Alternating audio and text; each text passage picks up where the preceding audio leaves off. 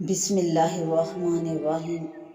نبی صلی اللہ علیہ وآلہ وسلم کے خصائص اور اظہر معجزات میں سے یہ ہے کہ اللہ تعالیٰ نے آپ کو اسراء معراج کی فضیلت سے خاص کیا اور کسی دوسرے نبی کو اس فضیلت سے مشرف و مکرم نہیں فرمایا، اور جہاں تک آپ کو پہنچایا کسی کو نہیں پہنچایا، اور جو آیات و عجائبات آپ کو دکھائے وہ کسی کو نہیں دکھائے، بلکہ اگر تمام انبیاء اکرام کے فضائل، تمام فضائل یکجا جمع کیے جائیں تو ان کا مجموعہ ہمارے آقائے محمد مصطفیٰ صلی اللہ علیہ وآلہ وسلم کی اس ایک فضیلت یعنی معراج اور اس میں انوار و اسرار اور حب و قرب جو آپ صلی اللہ علیہ وآلہ وسلم کا حاصل ہوا کے برابر نہ ہوگا۔ اسریٰ سے مراد خانہ کعبہ سے بیت المقدس تک رات کو جانا ہے، اور معراج بیت المقدس سے آسمانوں کے اوپر تشریف لے جانے کا نام ہے۔ اسریٰ قرآن کریم سے ثابت ہے۔ قال اللہ تعالیٰ فی القرآن سبحان الذی اسریٰ بعبدہ لیلا من المسجد الحرام الی المسجد الاقصی الذی بارکنا حولہ لنریہ من آیاتنا انہ هو السمیع البصیر۔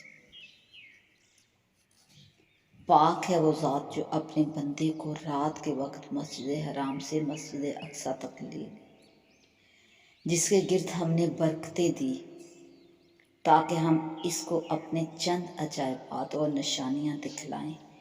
بے شک اللہ ہے سننے والا اور دیکھنے والا۔ یہ آیت مبارکہ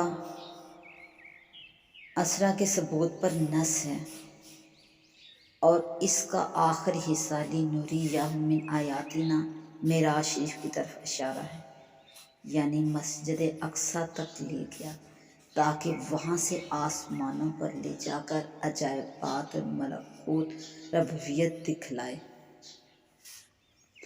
کیونکہ آیات کا دکھانا اور غائب کرامات و معجزات کا ظہور آسمانوں پر ہے، صرف ان امور پر مقصور نہیں جو مسجد اقصی میں ظاہر ہوئے۔ مسجد اقصی تک لے جاتا تو اس کا مبدا ہے، اور فَكَانَ قَابَ قَوْسَيْنِ أَوْ أَدْنَىٰ فَأَوْحَىٰ إِلَىٰ عَبْدِهِ مَا أَوْحَىٰ میں بنا بر تحقیق منتہائے معراج کا ذکر ہے۔ صحیح یہ ہے کہ اسریٰ و معراج شریف ہر دو جسم مبارک کے ساتھ حالت بیداری میں ایک ہی رات وقوع میں آئے،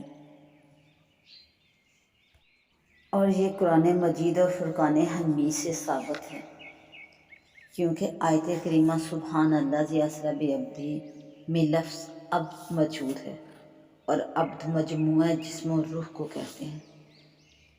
قرآن شریف میں جہاں کہیں کسی انسان کو کلمہ عبد سے تعبیر کیا گیا وہاں روح اور جسم دونوں مراد ہیں۔ مثلا سورہ مریم میں ذکر رحمت ربی کا عبدہ زکریا، یہ ذکر اس رحمت کا ہے جو تیرے اللہ نے اپنے بندے زکریا پر کی تھی۔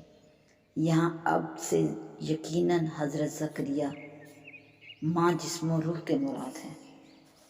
سورہ جن میں ہے وَأَنَّهُ لَمَّا قَامَ عَبْدُ اللَّهِ يَدْعُوهُ كَادُوا يَكُونُونَ عَلَيْهِ لِبَدًا، جب اللہ کے بندے محمد صلی اللہ علیہ وآلہ وسلم عبادت کے واسطے کھڑے ہوئے تو جن ان پر ٹوٹے پڑتے ہیں۔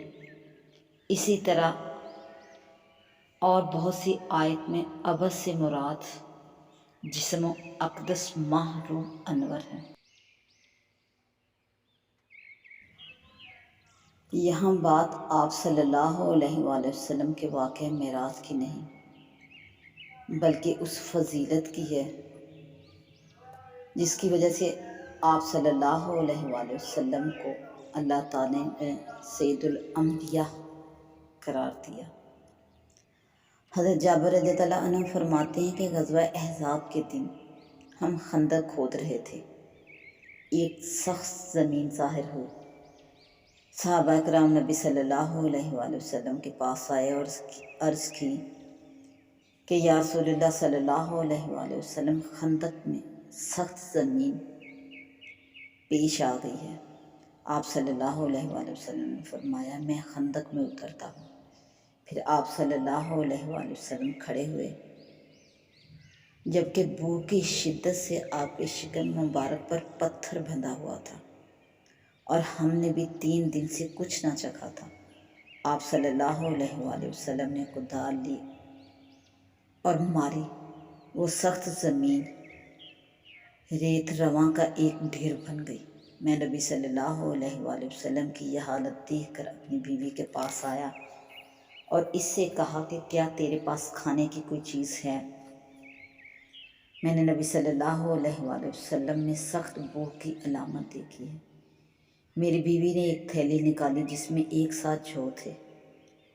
ہمارے ہاں گھر میں پلا ہوا ایک بکری کا بچہ تھا، میں نے اسے ذبح کیا۔ میری بیوی نے جو پیس لیے، ہم نے گوشت دیگ میں ڈال دیا۔ پھر میں آپ صلی اللہ علیہ وآلہ وسلم کی خدمت میں حاضر ہوا اور چپکے سے عرض کیا، یا رسول اللہ صلی اللہ علیہ وآلہ وسلم، ہم نے ایک بکری کا بچہ ذبح کیا ہے اور میری بیوی نے 1 ساتھ جو پیسے ہیں۔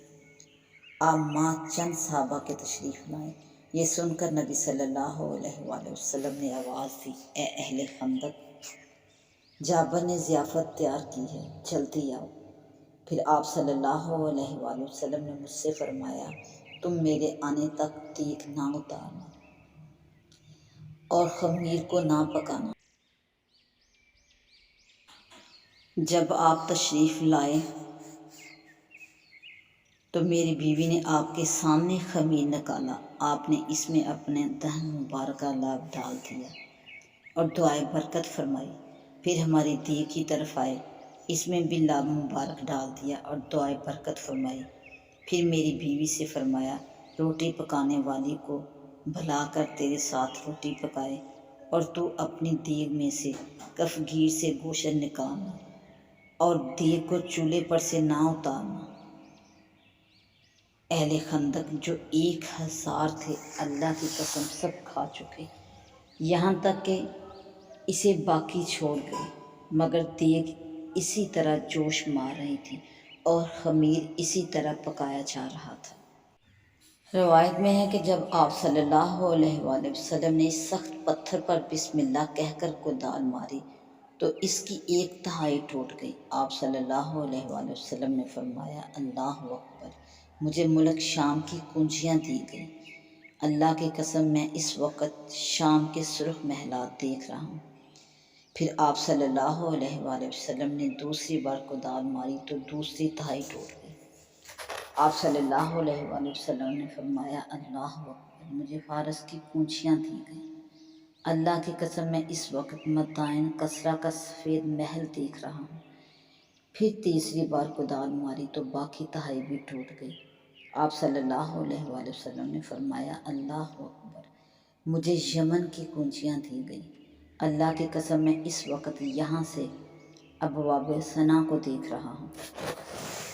حضرت ابو ہریرہ رضی اللہ تعالیٰ عنہ فرماتے ہیں کہ غزوہ تبوک کے دن لوگوں کو بھوک لگی۔ حضرت عمر رضی اللہ تعالیٰ عنہ نے آپ صلی اللہ علیہ وآلہ وسلم سے عرض کیا کہ آپ ان کو حکم دیں کہ جس کے پاس بچا ہوا توشہ ہے لے آئے، پھر آپ اس پر دعائے برکت فرمائیں۔ آپ صلی اللہ علیہ وآلہ وسلم نے منظور فرمایا اور چمڑے کا فرش طلب کیا، وہ بچھا دیا گیا تو آپ صلی اللہ علیہ وآلہ وسلم نے صحابہ کرام کا بچا ہوا توشہ طلب فرمایا۔ کوئی چنے کی مٹھی لا رہا تھا، کوئی جواروں کی مٹھی لے آ رہا تھا، کوئی روٹی کا ٹکڑا لا رہا تھا، یہاں تک کہ فرش پر تھوڑا سا توشہ جمع ہو گیا تو آپ صلی اللہ علیہ وآلہ وسلم نے دعائے برکت فرمائی۔ پھر فرمایا کہ اپنے برتنوں میں ڈال کر لے جاؤ۔ ایسا ہی ہوا، لوگ اپنے برتنوں میں لے گئے، یہاں تک کہ انہوں نے لشکر میں کوئی برتن نہ چھوڑا جسے نہ پڑا۔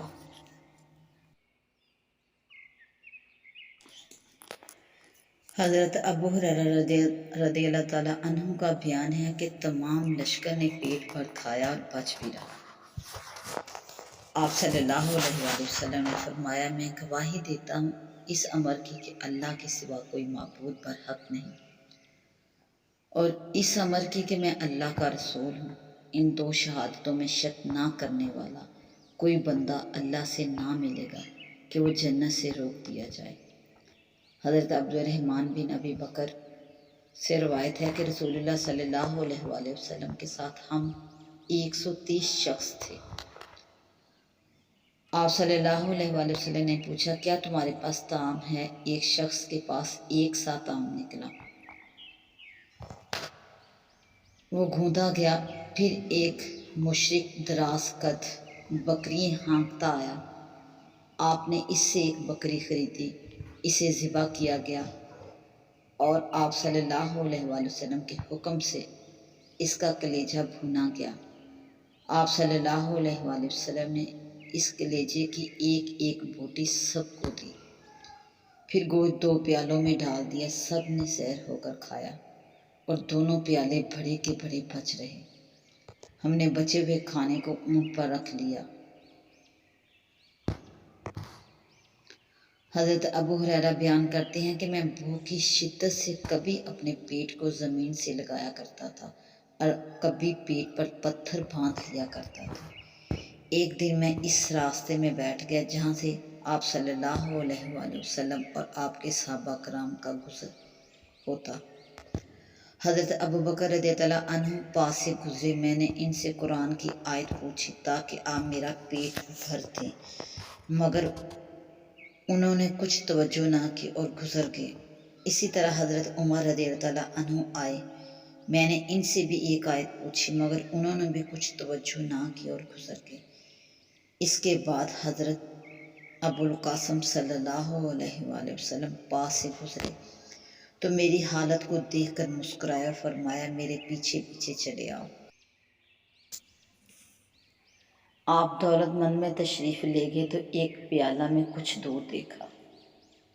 آپ صلی اللہ علیہ وآلہ وسلم نے دریافت کیا کہ یہ دودھ کیسا ہے؟ جواب ملا ہدیہ ہے۔ مجھ سے فرمایا کہ اہل صفہ کو بلا لاؤ۔ آپ کا معمول تھا کہ آپ کے پاس صدقہ آتا تو اسے اہل صفہ کے لیے بھیج دیتے اور اس میں سے خود کچھ نہ کھاتے، اگر ہدیہ آتا تو اہل صفہ کو بلا کر اس میں شریک کر لیتے۔ میں نے اپنے جی میں کہا کہ اتنے دودھ سے اہل صفہ کو کیا ہوگا، اس کا تو میں ہی زیادہ مستحق تھا، مگر ارشاد تمیل سے چارہ نہ تھا۔ میں ان سب کو بلا لایا، آپ نے مجھے وہ پیالہ دیا اور فرمایا کہ ان کو پلاؤ۔ میں ایک ایک کو پلاتا رہا یہاں تک کہ وہ سب خوب سیر ہو گئے۔ آپ نے پیالہ لے کر اپنے دستے مبارک پر رکھا اور میری طرف دیکھ کر مسکرائے، پھر فرمایا ابو ہریرہ میں اور تم دونوں باقی ہیں۔ میں نے عرض کیا یا رسول اللہ صلی اللہ علیہ وآلہ وسلم آپ نے سچ فرمایا۔ آپ نے فرمایا بیٹھ جاؤ اور پیو، میں نے ایسا ہی کیا، پھر فرمایا اور پیو، میں نے پھر پیا، اسی طرح آپ فرماتے رہے یہاں تک کہ میں نے عرض کیا کہ اب پیٹ میں گنجائش نہیں، بعد ازاں باقی آپ نے پی لیا۔